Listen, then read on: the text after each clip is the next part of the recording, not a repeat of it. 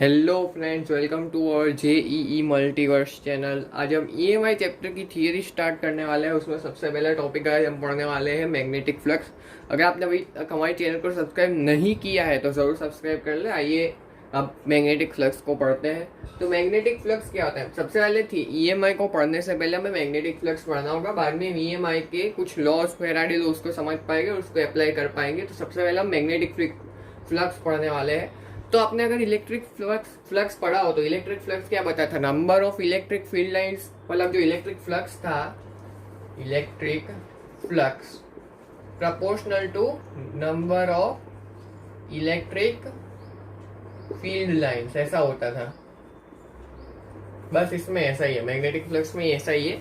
उसमें क्या है? Magnetic flux is proportional to number of magnetic field lines, बस यही है। तो जो इलेक्ट्रिक फ्लक्स में ई डॉट एरिया का फॉर्मूला था, इसमें जो फ्लक्स होगा मैग्नेटिक फ्लक्स वो होगा बी डॉट ए, मतलब मैग्नेटिक फील्ड और एरिया वेक्टर का डॉट प्रोडक्ट होगा, वो फ्लक्स होगा। जैसे कि मैं बोल दूं, एक डिस्क रखी है, उसके परपेंडिकुलर बी वेक्टर है और एरिया वेक्टर तो परपेंडिकुलर ही होता है, तो इसका फ्लक्स जो होगा वो B vector dot A vector, यानी कि बी ए कॉस 0 डिग्री, और कॉस 0 डिग्री तो 1 ही होता है, तो ये हो जाएगा बी इंटू एरिया। लेकिन अगर इसको मैं थोड़ा टिल्ट कर दूं, एरिया वेक्टर कुछ इस तरफ चला गया और बी वेक्टर ऊपर की तरफ है, यूनिफॉर्म है, इसलिए अभी डायरेक्टली हम बता पा रहे हैं, वरना कुछ इंटीग्रेट करना पड़ता, उस पर भी आएंगे। बी ए मान लो थीटा एंगल से, मतलब एरिया वेक्टर को रोटेट कर दिया, जिसके इन दोनों के बीच का एंगल जो हो गया वो थीटा हो गया। तो इसमें जो फ्लक्स होगा वो क्या होगा? अब देखो, बी का एक कंपोनेंट इस तरफ ला दो, क्योंकि अब जो ये वाला कंपोनेंट होगा, हम बी के दो कंपोनेंट करते हैं, तो ये इस तरफ आएगा और एक इस तरफ आएगा। तो ये वाले कंपोनेंट का कोई योगदान हो नहीं होगा इसके मैग्नेटिक फ्लक्स में, क्योंकि वो तो पैरेलल है उसके एरिया के। तो जो आएगा वो एरिया वेक्टर के नहीं, एरिया के, ठीक है। और तो जो ये वाला होगा बी कॉस थीटा वाला, वही फ्लक्स देगा, तो ये हो जाएगा B cos theta into area, यानी कि बी ए कॉस थीटा। और चाहे तो आप डायरेक्टली बी डॉट ए भी कर सकते थे, तो बी ए कॉस थीटा, एक ही बात है, सेम ही आंसर आएगा। जो फ्लक्स होता है वो मैग्नेटिक फील्ड वेक्टर और एरिया वेक्टर का डॉट प्रोडक्ट होता है। अब मान लो कोई आर्बिट्ररी शेप आ गया, ठीक है, कोई ऐसे ढलान वाला शेप आ गया, तो कोई ऐसा नहीं बनाते, मतलब कुछ ऐसा ही है शेप, लेकिन यहाँ पे स्लोप अलग अलग है, यानी कि हर एक पॉइंट का एरिया वेक्टर अलग अलग डायरेक्शन में, या जैसे कि यहाँ का एरिया वेक्टर देखे तो वो कुछ इस तरफ है, यहाँ के एरिया वेक्टर देखे तो कुछ इस तरफ आता है, यहाँ के एरिया वेक्टर देखे तो बाहर की तरफ आता है। यानी कि एरिया वेक्टर हर एक अलग अलग, मतलब स्मॉल एरिया लेंगे उसका एरिया वेक्टर अलग अलग डायरेक्शन में। अब मान लो एक यूनिफॉर्म मैग्नेटिक फील्ड है बी ऊपर की तरफ, तो अब अगर हम छोटा सा एलिमेंट ले जिसका एरिया मान लो ds है, तो और ये एंगल थीटा बनाता है, तो इसका डी फाई जो छोटा सा फ्लक्स होगा इससे कोरस्पॉन्डिंग, वो क्या होगा? B vector dot A vector, B vector dot D S vector, यानी कि B D S cos theta. और अगर हमें पूरा फ्लक्स चाहिए तो इसको इंटीग्रेट कर देंगे, B D S cos theta, limits और वो सब थीटा, ये सब हम तब कैलकुलेट कर पाएंगे जब हमें शेप पता होगा, उसके हिसाब से हम लिमिट्स वो सब पुट करेंगे और कॉस थीटा वो सब निकाल के कैलकुलेट कर पाएंगे, लेकिन अभी शेप नहीं पता है। अब देखते हैं, इसका एक एग्जांपल भी देख सकते हैं हम, मतलब उसमें तो हम डायरेक्टली भी कर सकते हैं। देखो, मान लो हेमिस्फीयर है जिसका अभी बाउल है, ये बाउल है, ठीक है, ये वाला पोर्शन अभी नहीं है, इसमें सिर्फ बाउल है, हेमिस्फीरिकल बाउल है, जिसको हमने उल्टा रख दिया है और हमने vertical magnetic field, uniform magnetic field इसमें डाल दी। तो इसमें जो फ्लक्स होगा वो हमें पूछा है और रेडियस हमें आर दे रखी है, जो बाउल है हेमिस्फेरिकल बाउल इसकी। तो अब इसमें क्या करेंगे? तो देखो, हम ऐसा कर सकते हैं, डायरेक्टली हम बी इंटू ये एरिया कर दे, तो बी पाई आर स्क्वायर, ऐसा भी कर सकते हैं, या फिर ये कहाँ से है इसको भी हम डिराइव कर सकते हैं। देखो, ऐसा था हमारे पास, अब देखो यहाँ पे बी ऐसा है और ये वेक्टर कुछ ऐसा है, डी एस वेक्टर, छोटा सा एलिमेंट है इसलिए डी एस वेक्टर, और ये थीटा एंगल है। तो यहाँ पे जो छोटा सा कोरेस्पॉन्डिंग फ्लक्स होगा डी फाई, वो क्या होगा? B D S cos theta, B dot D S vector होगा। अब B D S cos theta, अब डी एस कॉस थीटा क्या होगा? अब इसको थोड़ा बड़ा करके देखते हैं ध्यान से। इसको ऐसा कर देते हैं। अब देखो यहाँ पे है ये ds है और ये एंगल, अगर ये एंगल थीटा है, ये एंगल थीटा है तो ये एंगल भी थीटा ही होगा। तो अगर हम ds cos थीटा देखें तो ds cos थीटा जो होगा वो ये वाला एरिया होगा, यानी कि इसके ऊपर का एरिया, छोटा सा एरिया। तो ये एरिया को हम बोलते हैं प्रोजेक्टेड एरिया। तो ये ds cos theta projected area होगा, तो इसका मैं b ds डैश बोल देता हूँ, ये ds डैश होगा। और अब जब फाई निकालेंगे तो इंटीग्रल b ds डैश, अब b तो कांस्टेंट है तो इंटीग्रल ds डैश, यानी कि ये हर एक, इसमें अलग अलग हर एक एलिमेंट का सबके प्रोजेक्टेड एरिया हम लेंगे, इस पे उसका सम कर देंगे। तो जब पूरा सम करेंगे तो ये पूरा सर्कुलर एरिया ही तो आएगा। तो ये सीधा हमारे पास आ जाएगा b इंटू ये सर्कुलर का एरिया, यानी कि b पाई आर स्क्वायर, ऐसा देख सकते हैं। लेकिन मान लो बाउल नहीं होता और यहाँ पे भी एक सर्कुलर सरफेस होती, ठीक है, यहाँ पे भी सर्कुलर सरफेस होती, तो उसमें क्या होता, ये ऊपर वाला हेमिस्फेरिकल पोर्शन का अगर हम b पाई आर स्क्वायर निकालते तो ये सर्कुलर सरफेस का minus b pi R square होता और टोटल फ्लक्स 0 हो जाता, ऐसा होता। तो ये फ्लक्स की कहानी है, फ्लक्स क्या होता है, मैग्नेटिक फ्लक्स। तो अब हम इस पे कुछ क्वेश्चंस कर सकते हैं, जैसे कि मान लो ये हमारा एक्स वाई प्लेन है, ये जेड भी बना देते हैं, और जो मैग्नेटिक फील्ड है वो इधर बी एक्स है, इधर बी वाई है और इधर बी जेड है। अब अगर मैं ऐसा प्लेन रखूं और तीनों की मैग्नीट्यूड हर एक डायरेक्शन में बी बी बी है, यानी कि बी वेक्टर को B I cap plus B J cap plus B K cap भी बोल सकते हैं।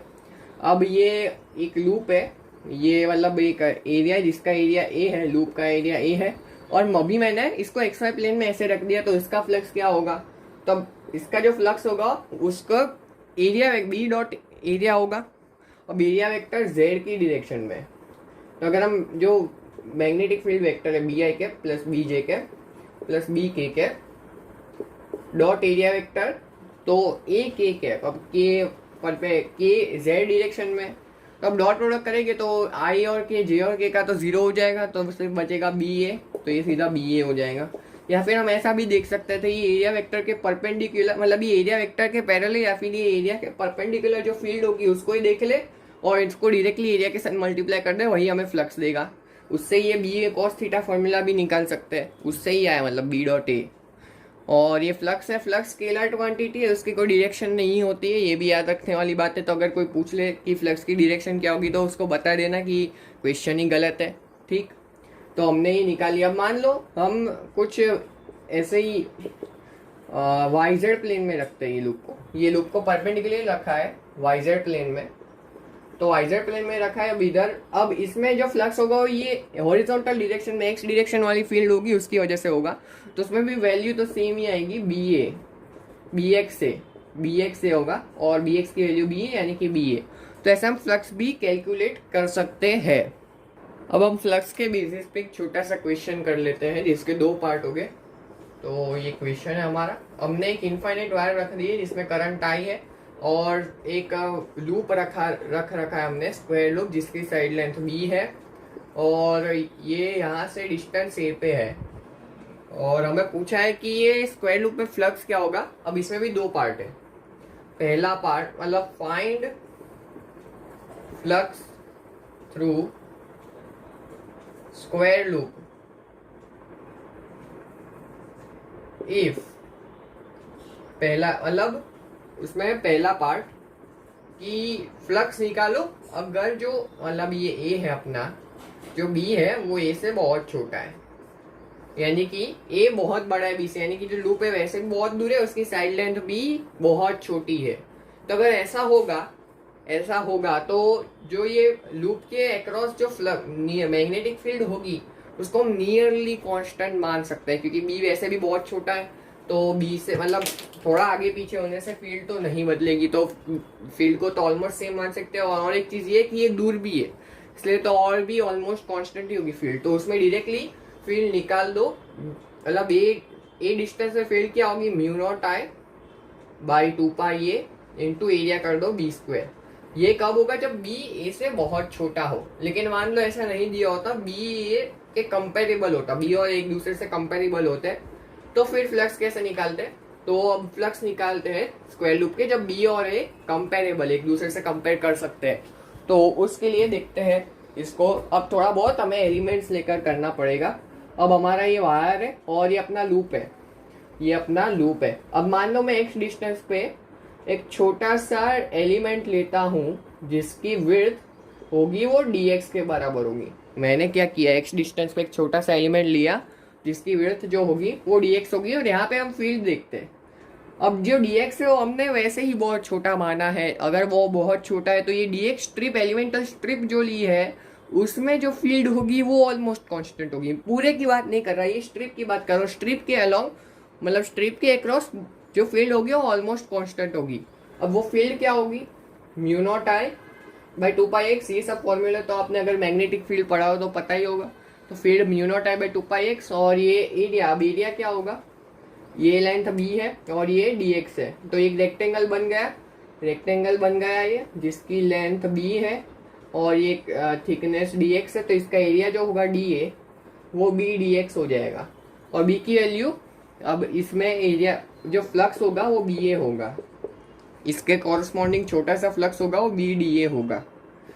b की वैल्यू हमें पता है mu naught I by 2πx into dA क्या है b dx।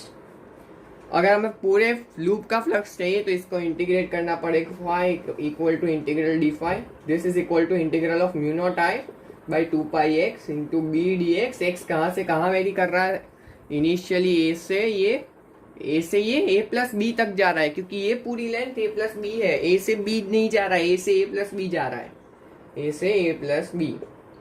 तो अब इसको अगर हम इंटीग्रेट कर दे तो हमारे पास आएगा म्यू नॉट आई बाई 2π, तो बाहर आ जाएंगे, बी भी बाहर आ जाएगा, सब कांस्टेंट है, इंटीग्रल dx बाई एक्स। अब इंटीग्रल dx बाई एक्स तो हमें पता ही है क्या होता है, ln x होता है। तो ये mu naught I B by 2π ln x, और लिमिट्स थी हमारी a से a प्लस बी, यहाँ से यहाँ। तो इसको देखें तो इसको कैलकुलेट करेंगे तो हमारे पास आएगा mu naught I B by 2π ln a plus B minus ln a, और या फिर इसको प्रॉपर्टी से डायरेक्टली हम लिख सकते हैं ln a plus B by A, ऐसा। तो इस तरह से हम इंटीग्रेट करके भी हम फ्लक्स कैलकुलेट कर सकते हैं। तो ये फ्लक्स कैलकुलेशंस बहुत काम आने वाली है, तो इसको ध्यान से हमें अच्छे से कैलकुलेट करना आना चाहिए। कोई भी लूप, कोई भी शेप दे रखा हो तो उसमें हमें फ्लक्स का कैलकुलेशन आना चाहिए। तो और एक क्वेश्चन भी कर सकते हैं, देखो, या फिर अगर हम देखो एक और क्वेश्चन कर लेते हैं, बाद में इस लेक्चर को हम बंद करेंगे। तो देखो एक क्वेश्चन क्या है, एक बहुत बड़ा लूप है और एक बहुत छोटा लूप है, और ये बहुत छोटा लूप है और इन दोनों के बीच का डिस्टेंस x है, और इसके छोटे लूप का रेडियस जो है वो r है, रेडियस r है, और ये बड़े लूप का रेडियस कैपिटल R है। और ये लूप, मतलब ये जो नीचे वाला है वो रिंग है, डिस्क नहीं है, ऊपर वाला है वो जो भी मानना मान सकते हैं, नीचे वाला अभी एक रिंग है। और नीचे वाले लूप में करंट आई फ्लो कर रहा है। और अगर पूछा है ये बड़े वाले लूप, मतलब छोटे वाले लूप में फ्लक्स क्या होगा, और एक चीज ये दे रखी है कि जो x है वो r से बहुत बड़ा है, यानी कि अब क्या होगा कि ये बहुत दूर है, बहुत दूर है, तो इसके अक्रॉस फील्ड हम ऐसे भी कांस्टेंट मान ही सकते हैं। और एक चीज ये कि आर भी छोटे है तो फील्ड ऑलमोस्ट कांस्टेंट और पैरेलल होगी, जो बी वेक्टर होगा वो ऑलमोस्ट कांस्टेंट और पैरेलल मान सकते हैं। अगर ये ना दे रखा होता तो हम कैलकुलेट ही नहीं कर पाते, क्योंकि हमें सिर्फ एक्सिस के पॉइंट का मैग्नेटिक फील्ड की फॉर्मूला पता है, बाकी कोई फील्ड की फॉर्मूला पता नहीं है। तो इसमें तो हम डायरेक्टली मैग्नेटिक फील्ड की एक्सिस वाली फॉर्मूला लगा से ही बी निकाल लेंगे और बाद में इनटू एरिया कर देंगे। तो बी जो होगा वो इसके फॉर्मूला एक्सिस के अलाउंग की फॉर्मूला भी आपको पता ही होगी, mu naught I R square by 2 into X square plus R square power 3/2 ऐसा होता है। ये बी है इंटू अब इसका एरिया, अब यहाँ का बी है इंटू यहाँ का एरिया, तो देखने जाए तो ये हो जाएगा पाई आर स्क्वायर। और जब x बहुत ही बड़ा है तो वो r के सामने भी बड़ा होगा, तो यहाँ पे अब r को निगलेक्ट करके x क्यूब भी डायरेक्टली लिख सकते थे, लेकिन कोई बात नहीं, ऐसे फॉर्म में होगा तो भी कोई प्रॉब्लम नहीं है। लेकिन हाँ, कभी अच्छे बहुत कैलकुलेटिव हो जाए तो वैसा अप्रोक्सीमेट कर सकते हैं, अगर हमें दे रखा हो कि x बहुत बड़ा है स्मॉल r और कैपिटल R के कंपेरिजन में, तब, वरना नहीं कर सकते। तो इस तरह से भी हम फील्ड को कैलकुलेट कर सकते हैं। तो अगर आपके फील्ड को क्या फ्लक्स को भी कैलकुलेट कर सकते हैं। तो अगर आपको ये वीडियो में मजा आया हो तो हमारे चैनल को जरूर सब्सक्राइब करें और वीडियोस को लाइक करें, शेयर भी करें ज़्यादा से ज़्यादा, और हमारे चैनल को ज़्यादा से ज़्यादा शेयर करें। आपके जो भी सोशल प्लेटफॉर्म्स में आप एक्टिव हो, व्हाट्सएप हो, सिग्नल हो गया, टेलीग्राम, जहाँ पे भी आप एक्टिव हो, फेसबुक, इंस्टा, उसमें ज़्यादा से ज़्यादा शेयर करें तो ज़्यादा से ज़्यादा अच्छा होगा। तो अगर आपको मज़ा आया तो हमारे चैनल को जरूर सब्सक्राइब कर लिए। Thanks for watching.